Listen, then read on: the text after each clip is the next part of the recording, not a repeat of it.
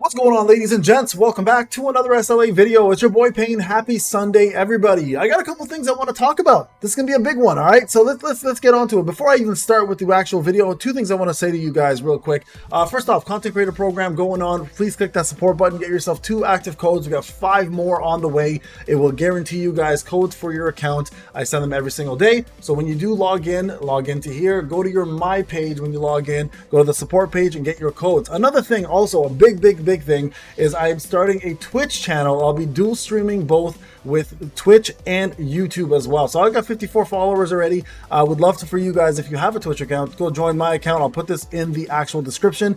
For going forward, I'm going to be doing dual streaming both on Twitch and YouTube. So if you are a Twitch follower, or if you have Twitch and use Twitch, I'll be doing some solo leveling there as well as other content as well. So anytime I do YouTube streaming, I'll be doing Twitch streaming at the exact same time. All right, so I want to announce those 2 things. Now let's talk about the actual video and what we're referring to and why this video is even coming out. So you guys know I'm passionate about this game. I've done 1,400 videos now in this game. I love the game with all my heart. I love the IP with all my heart. I love the community more than anything. This has been the best community I've ever had the privilege of being a part of, and being a one of the bigger content creators for it makes me absolutely proud to say that solo leveling has been fantastic for the whole year. But there is some things I want to discuss, some things that these guys kind of could do better, and I want to give my honest thoughts about the anniversary so far. Now, before I start this video, I do also want to remind everybody, starting on the 22nd, we have a brand new weapon coming out, so I'm going to consider that half the anniversary. And then we also, of course, have the costume coming out, I believe on the 26th or 28th, the free skin, plus other rewards as well, too. So there's more things coming, and I want to get to that point. Okay, and this might not be a very popular opinion amongst you guys, but hey, it's my platform, it's my ideas, and I think being a voice in the community, I do want to express myself in an honest opinion. And many of you guys might agree with what I'm about to say. Overall, I think from a rewards perspective, Netmarble nailed it. They absolutely nailed it from a rewards perspective. I think they've done a great job giving us what we need to either boost our accounts or start brand new accounts and be successful. Although I've had really bad luck to get my Cha to where I want her to be, I can't fault that at Netmarble. I think overall that's just RNG being RNG, right? So I'm not even gonna front on that. So from a rewards perspective, the anniversary I think has been pristine. They could have given us a couple more extra rate up tickets, but that's just me being greedy. At the end of the day, they gave us 100 custom black tickets. They gave us free rate up tickets with codes. They gave us a ton of codes, as a matter of fact. They gave us gold, 10 million gold. They gave us I think over 10k essence stones. So I mean, from a rewards perspective, I think Netmarble killed it. Now, that's as far as it goes for me with the anniversary. Outside of that, this has been a very lackluster anniversary to me. As a matter of fact, I think this anniversary pretty much feels like a regular month. I was super hyped to get this anniversary started. I was super hyped to get this anniversary on the way. And I kept telling myself in the month of like April, I was like, I cannot wait for May. I cannot wait for May 8th. And then May 8th rolled around and the hype was there. Cha was an amazing character, but then what happened? Let's break down where the flaws are happening. First off, Cha. To make a character as hype as Cha from another universe, your first reincarnation character, who is, by the way, super broken. I don't want people to mistake that. She's super broken from a manual perspective.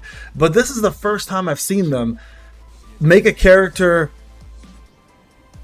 OP at the first 2 advancements and then lower that OP level at the 3rd advancement and then force you to go to the 5th advancement to make up for it. I think that was a very scummy move.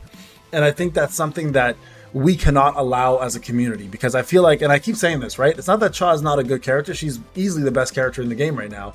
But it's that they made a flaw in her where they force people now to go further in the advancement to make up for that flaw, right? And it's unfortunate because I feel like that's the first time they've done this, and it's not a trend that I'm okay with. I don't want that happening for future characters, especially big characters like this for big events. So this is why I've been so adamant and so vocal about this. I don't want this to be something that Netmarble thinks is okay, and then they get away with it. So that's number 1.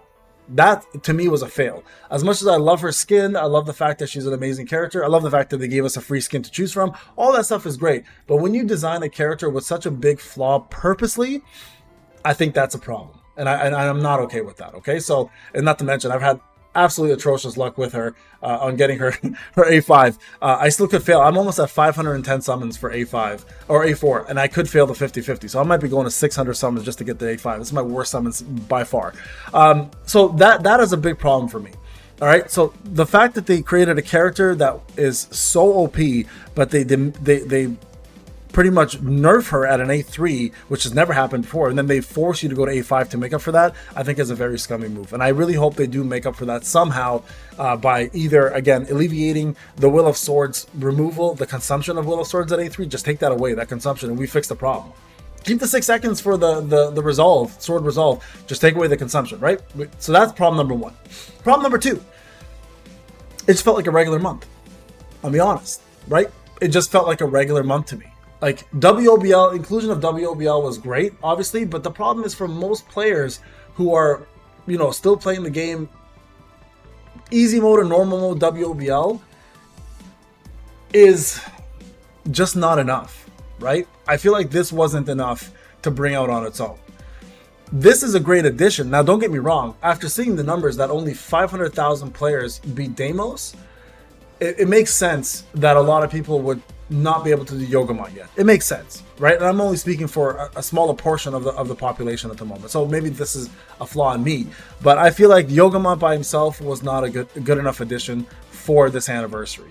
As great as it is to have a WOBL and a brand new one, I think what they should have done also on top of this was bring in the very hard mode story modes. Now, that's something else I want to talk about. Very hard mode story mode needs to be very hard. It needs to live up to that, right? If you look at hard mode story right now, if I were to go hard mode, I go to the last chapter, the highest battle here is only 1.19 million, which is actually really good because that's giving newer players a challenge. But people, like, I feel like Netmarble's become like a phone company. All they're trying to do is recruit new people, but they're forgetting about their existing people, right?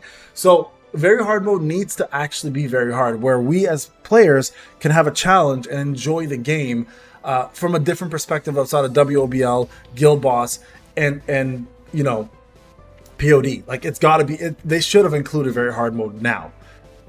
The integration of POD should have been next month, and it still is coming next month, but they should have included very hard mode to make the anniversary more exciting. Because I don't know about you guys, but for me personally, after about a week of the anniversary, I'm back to just farming the same old stuff. And I don't think an anniversary should feel that way, right? I think an anniversary should feel more exciting. Another thing I think they should have included, and I hope they do this in the future, is they should have added the Cup of Reincarnation World as a reverse part 2 or something. Like, we have reverse mode here, normal and hard. There should have been a secondary storyline for Cha's actual Cup of Reincarnation World, because they put so much emphasis on the fact that it was a desolate world, that it was destroyed, you know, and et cetera, et cetera, et cetera. It would have been cool to, outside of just her origin story, to see that world come to life in a story with cutscenes and pictures and more depth to it, and where we could fight in it. Even as a side quest would have been awesome, right? Even as a side quest, it would have been a great side quest. Like, having the secret library aspect and the origin story is great, but they could have done more with that. So I feel like they just didn't put enough effort from a content perspective, right? And it's unfortunate because, you know, an anniversary is supposed to make people feel engaged, right? It's supposed to make your veteran players want to stay. It's supposed to make your new players be excited. Now, for new players, it is very exciting because when you join solo leveling, you have so much to do. As a matter of fact, it's overwhelming the amount you have to do as a new player. But for a veteran player, right, for people who have been loyal to the game for a year, and they always, you know, applaud that, people who are loyal to the game, there should have been a bit more. And I don't know about you guys, this is only the first half of the anniversary, the second half is coming out, but there's nothing really content related coming out. It's just a brand new weapon, a couple skins, and more rewards, which again, they've nailed the rewards part, but I feel like they really could have done better. Now, that's that part I want to talk about. Now, the last part, and this is the one that's going to probably irk me more than anything else, is the bugs, right? And it annoys me because we've done so much testing on their behalf at this point after a whole year that even the known issues should be more up to date. Like, if you look at the known issues, it's only up to date as of May 8th. There are more bugs than what's listed here, right? For example, there is a bug with the brand new Blessing Stone that I talked about, and I proved it, right? If I go to the Blessing Stone, the one I'm referring to is the First Strike Barrage, I think it's called. Let me go back here for a sec here. Blessing Stones. This one here. It doesn't even work. It doesn't work. I've proved it. I showed it on video even, and there's yet to be a known issue out there for this. at all. It's not even there. It doesn't work on rare, heroic, legendary, or mythic.